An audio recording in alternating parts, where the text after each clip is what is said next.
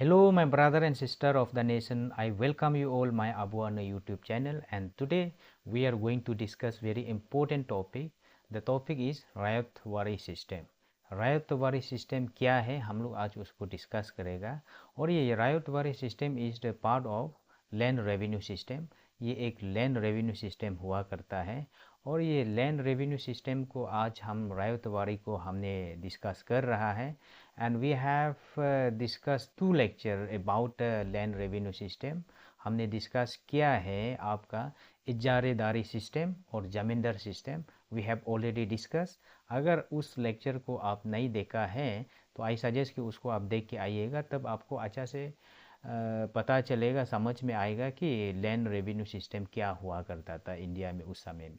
ठीक है, तो आज हम लोग रायतवाड़ी सिस्टम को डिटेल्स में डिस्कस करते हैं कि ये क्या होता है। ठीक है, एक्चुअली में रायतवाड़ी सिस्टम जो है एक सिस्टम है जहाँ से ब्रिटिश ईस्ट इंडिया कंपनी का बहुत सारा टैक्स कलेक्शन करता है। और ये रायतवाड़ी को आपको इम्प्लीमेंटेशन नहीं करने से पहले ये लोग कोशिश कर रहा था, East India Company was try to implemented this zamindar system in this southern part of country. But आपका सदर्न पार्ट ऑफ कंट्री में आपका ये साउथ पार्ट में मोस्टली ये आपका जमींदार सिस्टम नहीं हुआ करता था। उन्होंने कोशिश किया है कि जमींदार सिस्टम को यहाँ पे इम्प्लीमेंट करेगा, बट जमींदार सिस्टम जो आपका सदर्न पार्ट ऑफ कंट्री में जो नहीं हुआ करता था, यहाँ पे एक हुआ करता था पॉलीगढ़ सिस्टम हुआ करता था। ये पॉलीगढ़ सिस्टम क्या है, हम लोग थोड़ा बहुत उसको जानकारी करते हैं कि व्हाट इज़ एग्जैक्टली पॉलीगढ़ ना। पॉलीगढ़ क्या है, हम लोग थोड़ा बहुत जानकारी करते हैं। एक्चुअली में पॉलीगढ़ जो है अपना जो साउथ इंडिया जो सदर्न पार्ट ऑफ कंट्री में हुआ करता है। जो ये आपका हो गया सदर्न पार्ट ऑफ कंट्री, जो साउथ पार्ट में आपका यहाँ पे जो सदर्न पार्ट ऑफ कंट्री में जो एंशियन और medieval time, ancient and medieval history में उस समय में यहाँ पे एक डायनेस्टी, काफ़ी पावरफुल डायनेस्टी रूल कर रहा था, वो Vijayanagar dynasty. Vijayanagar dynasty was rule in this southern part of country. और इसमें एक बहुत वी कैन से बहुत इम्पोर्टेंट राजा हुआ करता था, कृष्णा देव राय यहाँ पे रूल कर रहा था। जब कृष्णा देव राय रूल कर रहा था उसी समय में अपना एक एडमिनिस्ट्रेशन बनाता है। वो एडमिनिस्ट्रेशन में उन्होंने क्या बनाता है, एक नायक बनाता है। उन्होंने एक नायक का पोस्ट क्रिएट करता है, और नए नायक का नीचे में एक पॉलीगढ़, ये जो पॉलीगढ़ एक क्रिएशन करता है। और ये पॉलीगढ़ का पास में अपना एक कन्फाइन एरिया में उनका पास में, ये पॉलीगढ़ का पास में ही वो राइट होता था जो लैंड रेवेन्यू को कलेक्शन करना और आर्मी को मॉडर्नाइज करना, आर्मी को बढ़ाना, उसका पास में राइट एंड रेस्पॉन्सिबिलिटी हुआ करता था। और जितने भी जो टैक्स कलेक्शन करता है, टैक्स चाहे वो लैंड से कलेक्ट करता हो चाहे वो कहीं से भी कलेक्ट करता हो, ये पॉलीगढ़ जो जाके नायक को वो टैक्स को पहुंचाता है, और ये नायक जो है जाके राजा को ये आपका टैक्स को देता था। तो उस प्रकार से एक सिस्टम क्रिएशंस करता है। जब आफ्टर द डिक्लाइन एंड कमज़ोर हो जाता है, जब विजयनगर डायनास्टी कमज़ोर हो जाता है, ये Polygar they are decided and they are declare as their independent state, और वो अपना आप को राजा डिक्लेरेशंस करता है। उसी समय से ये जो Polygar system was existing in this southern part of country. और ये सदर्न पार्ट ऑफ कंट्री में जो लोग होता है, और जब आपका इंग्लिश ईस्ट इंडिया कंपनी जो इंटर करता है, तो इंटर करने का बाद ईस्ट इंडिया कंपनी का द्वारा आपको पूरा कॉलोनी बना दिया जाता है, अपना कंट्रोल में लाता है ये सदर्न रीजन को भी, मद्रास प्रेसिडेंसी को।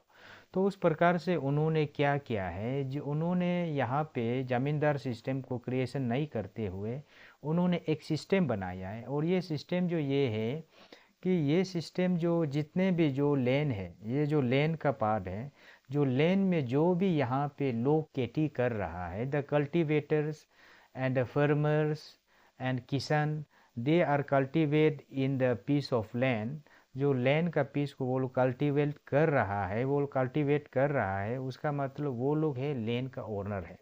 और उन लोगों का पास में ऐसा राइट है कि लैंड को वो लोग सेल भी कर सकता है, मॉर्गेज में भी रख सकता है या किसी को गिफ्ट भी कर सकता है। तो उन्होंने इस सिस्टम को क्रिएशन किया। क्रिएशन करने का बाद अभी टैक्स सिस्टम को आपका ब्रिटिश का द्वारा बोला गया है कि डायरेक्टली जो टैक्स है, जो डायरेक्टली टैक्स है आप हमको देना पड़ेगा। यहाँ पे कोई जमींदार सिस्टम और मिडलमैन सिस्टम नहीं होगा। यहाँ पे आप देख सकता है पहले में जमींदार सिस्टम हुआ करता था, और ये जमींदार सिस्टम को ये रायतवारी सिस्टम में जमींदार सिस्टम को हटा दिया जाता है। और जमींदार सिस्टम को हटा के ये जो टैक्स जो है ब्रिटिश का द्वारा डायरेक्टली पिजन को टैक्स लेता है, और पिजन का द्वारा यहाँ पे जो किसान लोगों का द्वारा ब्रिटिश को डायरेक्टली आपको टैक्स को देगा।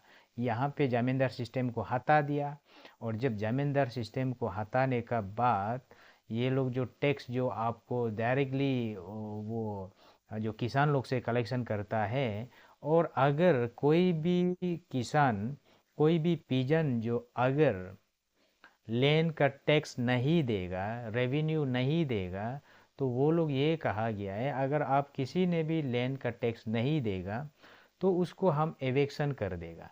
एविक्शन करने का मतलब है कि अगर आपने मुझे टैक्स नहीं दिया तो आपको हम लैंड का ओनर और लैंड से आपको हटा दिया जाएगा। आपको लैंड से आप हटा दिया जाएगा, you will become landless labour. आप लैंडलेस लेबर हो जाएगा, तो लैंडलेस लेबर हो जाएगा तो क्या होगा, आप भूखा नंगा ही होगा। तो उस प्रकार से उन्होंने एक सिस्टम क्रिएशन किया है। यहाँ पे मिडलमैन को हटा के, जमींदार सिस्टम को हटा के, इंटरमीडिएट को हटा के डायरेक्टली जो ब्रिटिश का द्वारा पिजन का साथ में, फार्मर का साथ में जो टैक्स कलेक्शन करता है उसको ही हम लोग रायतवारी कहते हैं। रायत का मतलब पिजन, और ये रायतवारी में आपको पिजन से डायरेक्टली टैक्स कलेक्ट किया जाता है, उसको ही हम लोग रायतवारी का नाम से जनाया जाता है। और ये रायतवारी सिस्टम को ब्रिटिश का द्वारा बहुत लार्ज स्केल में एक्सपांड किया गया है, क्योंकि ब्रिटिश लोगों का मानना ये था कि ये जो सिस्टम है काफ़ी अच्छा चल रहा है, क्योंकि यहाँ पे कोई इंटरमीडिएट नहीं है, यहाँ पे कोई आमोशपुरी नहीं है। ये यहाँ तो हम डायरेक्टली आमिर खान से हमने टैक्स कलेक्शन कर रहा है, यहाँ पे बहुत अच्छा चल रहा है। उसी का कारण से उन्होंने कहा गया है कि it's expand 51% in this country to implement this Ryotwari systems. तो ये रायतवारी सिस्टम को मेनली जो बहुत लार्ज स्केल में एक्सपांड करने वाला इंसान है, ये है थॉमस मुनरो।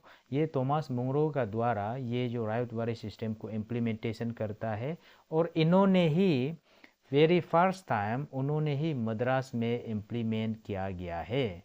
मद्रास में पहले जो इम्प्लीमेंट किया गया ये रायतवारी को, क्योंकि जो Thomas Munro was the governor of Madras presidency, और मद्रास में उसको इम्प्लीमेंट करने का बाद और धीरे धीरे करके मुंबई प्रेसिडेंसी में आपको इम्प्लीमेंट करता है।